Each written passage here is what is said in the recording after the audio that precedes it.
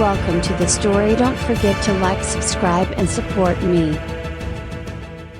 The endless expanse of stars stretched out like a blanket of forgotten dreams. Captain Elise Carter leaned against the cold surface of the shuttle's window, staring out into the void as her team prepared for their mission. The planet they orbited, designated XR-19, was barely a blip on most star charts, but it had piqued the interest of the Galactic Exploration Corps. It wasn't the planet itself that drew attention, but rather the anomaly they picked up on long-range scans. Buried deep within the rocky surface was a structure, a facility, long abandoned, or so they assumed. "Captain, we're ready to disembark," Dr. Julian Parker's voice crackled through the shuttle's intercom. Elise turned, her jaw set. Parker had been her closest confidant since the start of this mission, the only one who seemed to understand the weight of what they might uncover. "Copy that," she replied. "I'll meet you at the airlock." The shuttle's systems hummed softly as she made her way to the rest of her team. The five of them had trained together for months, preparing for whatever they might face. But as Elise looked into their faces as full of eagerness, nerves, and unspoken fears, she couldn't shake the feeling that nothing could truly prepare them for what lay ahead. "All right, people," Elise said as she reached the group. "We're here to investigate the alien facility. From what we know, it's been dormant for centuries, but stay alert. We don't know what we're walking into." Lieutenant Marcus Hale nodded, his hand resting on the grip of his plasma rifle. Always ready, always cautious. Hale was the muscle, a man of few words but unshakable in his resolve. He gave Elise a brief nod, signaling his readiness. Behind him stood Private Jeanette Torres, the youngest of the group, bright-eyed and full of curiosity. Her excitement was palpable, though Elise could see the tension in her posture. Jeanette's optimism had a way of lifting the crew's spirits, and Elise hoped that would continue, no matter what they found. The last two members of the team were Engineers Lieutenants Amir Basha and Dr. Julian Parker, both invaluable for what lay ahead. If there was one thing Elise had learned over the years,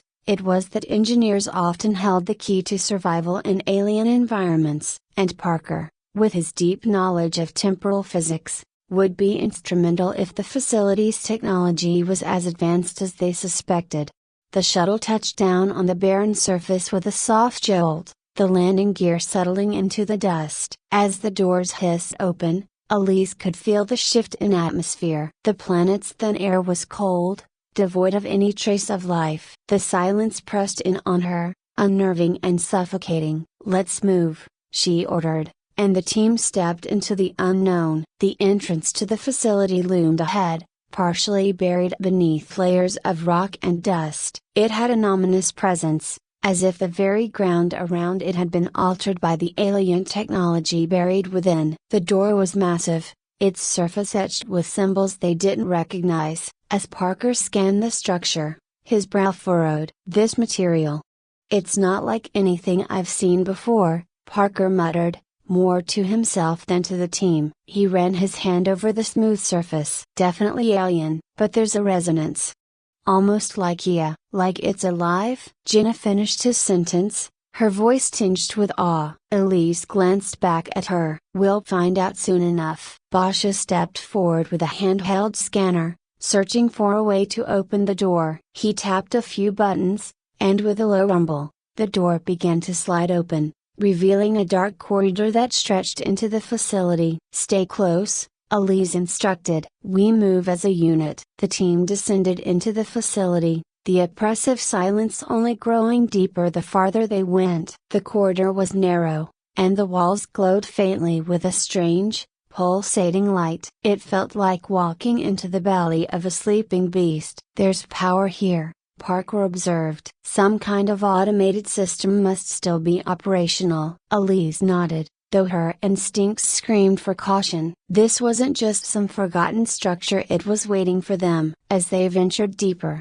they came across rooms filled with machinery, some of it beyond their understanding, others recognizable as communication consoles or processing units. But it was clear that whoever had built this facility had abandoned it long ago. The dust that coated every surface spoke of centuries, maybe millennia, of disuse. "It's incredible," Jenna whispered. "Think of the technology they must have had." "It's dangerous," Hale grunted. "We don't know what any of this does." The tension was palpable as the group moved cautiously through the alien halls, their steps echoing unnaturally against the walls. Time seemed to stretch and bend in the silence, each minute feeling longer than the last. They arrived at a large control room, where an array of alien terminals and consoles sat, dormant but humming with latent energy. Elise motioned for Parker and Basha to approach, their equipment ready to interface with the alien systems. "Let's figure out what this place is," Elise ordered, her voice steady but laced with unease. Parker worked diligently, his brow furrowed in concentration as he attempted to translate the alien language displayed on the terminal. After several minutes, his fingers froze over the keys, and he let out a slow, controlled breath. "It's a temporal manipulation facility," Parker said quietly. "This place. It was built to control time." A murmur of disbelief rippled through the group. "Control time?" Jenna echoed, her eyes wide. "Is that even possible?" Parker glanced up, his expression grim. "They weren't just experimenting with time yet, they were using it as a weapon. They must have been trying to escape something. Maybe their extinction." Elise felt a chill creep down her spine. "What happened to them?" Parker shook his head. "I don't know. But whatever they were doing, it didn't end well." Suddenly, the room flickered just for a second, but long enough for everyone to notice. A tremor ran through the facility, and the lights dimmed momentarily. "What the hell was that?" Hale asked, his hand already on his rifle. Before anyone could answer, the facility roared to life. Machines whirred and hummed, consoles blinked with erratic lights, and the walls themselves seemed to vibrate with energy. And then, the floor shifted. "Get down!" Elise shouted,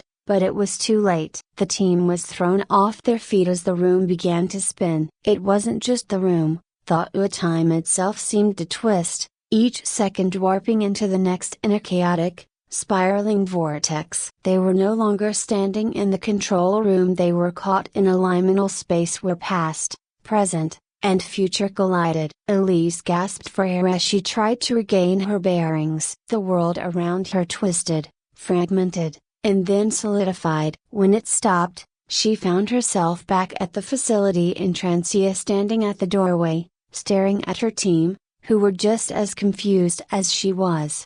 What just happened?" Jenna stammered, looking at Elise with wide, panicked eyes. Elise's heart pounded in her chest as she turned to Parker, who was frantically checking his instruments. His face was pale. We've entered a time loop," he whispered. "We're stuck." Elise's chest tightened as the gravity of Parker's words sank in. A time loop. The very concept was impossibly, at least, it should have been. But the evidence was undeniable. They were back where they started, as if the last few hours had never happened. "We've got to get out of here," Hale grunted, his eyes sweeping the area for any signs of danger. "This place.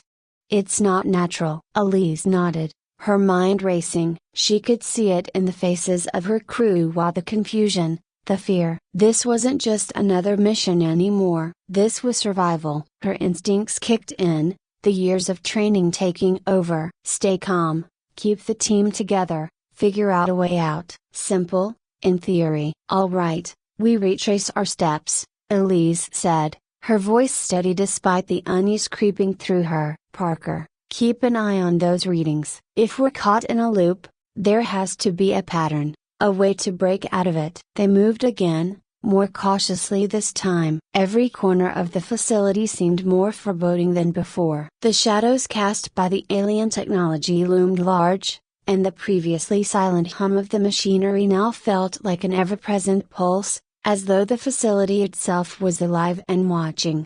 As they approached the control room once more, the D8 copyright Yahoo hit hard. Every detail felt eerily familiar, like they'd done this before. And they had. It was the same room, the same malfunction, the same tremor in the air just before the flicker hit again. Elise fell, the room spinning out of control, Parker shouting something she couldn't make out. The world twisted in on itself, time folding and bending until everything went black. Then, just as before, she stood at the entrance of the facility, her team beside her, confused and disoriented. "Damn it," Hale cursed, his voice rough and strained. "We're back again." "What the hell is going on?" Elise pressed a hand to her forehead, trying to push back the headache forming behind her eyes. This was real. Every time they moved forward, time snapped them back. "The loop is tightening," repeating with brutal precision. "We need to stop," Parker said, his voice unusually calm, as though he was holding something back. "We need to think this through. Every time we go into that room, it resets. There's something about the core of the facility, it's like we're triggering it." Jenna's voice shook as she looked at Parker. "Are we just going to keep dying over and over?" Elise stepped forward, forcing the fear out of her voice. "We're going to figure this out. But first, we need to know what's causing the reset." Parker scanned the walls, muttering to himself. "It's the temporal field. It's fluctuating in ways I've never seen before. Every time we interact with it, we destabilize the structure, and the loop resets." "So what's the play?" Hale asked, his patience thinning. "We need to break the pattern," Parker replied, adjusting his scanner. "Every loop is slightly different. Small things change. Someone stands in a different place. Someone says something different. It's all part of the equation." Elise thought back to the first time it happened. The tremor, the way the air felt thick with energy right before they were snapped back to the beginning. "The core," she muttered. "We have to disable the core." Parker glanced at her, his brow furrowed. "You're suggesting we destroy the facility?" "I'm suggesting we stop whatever's keeping us trapped here. If the core is the source, we take it out. We'll only get one shot at this before the loop resets again." Hale nodded, the grim determination in his eyes mirroring her own. "Let's do it." They prepared as best as they could, knowing that time wasn't on their side, not in the traditional sense, at least. Every second was a ticking clock counting down to another reset. Parker worked feverishly on the terminal, trying to create a disruption in the temporal field that would give them enough time to shut down the core. His fingers flew across the keys, alien symbols flashing on the screen as he entered command after command. Elise felt the tension rise as the facility itself seemed to push back. The walls groaned, the floor vibrating beneath their feet. It was as though the building was alive, sensing their intent and resisting. Suddenly, a loud crack echoed through the control room, and the lights flickered violently. Elise's heart pounded in her chest. They had triggered something, but this time, it didn't feel like the usual reset. "It's working," Parker gasped. "We've disrupted the loop, but it won't hold for long." "Move," Elise barked, gesturing for her team to follow her. "We take out the core now, or we're stuck here forever." They ran through the twisting corridors, Parker shouting directions as they neared the facility's center. The air grew heavier with every step, the oppressive weight of the temporal field bearing down on them. Time itself seemed to stretch, each second feeling longer than the last. The core room was massive, dominated by a towering structure that pulsed with a sickly green light. The machinery around it whirred, cables snaking across the floor like veins feeding into a grotesque heart. "This is it," Parker said, his voice barely a whisper. "If we overload the system, it should destabilize the core." Elise moved quickly, pulling explosives from her pack. Hale did the same, setting charges around the base of the core. Parker worked feverishly at the console, rerouting energy and creating a feedback loop that would amplify the explosion. Jenna watched in silence,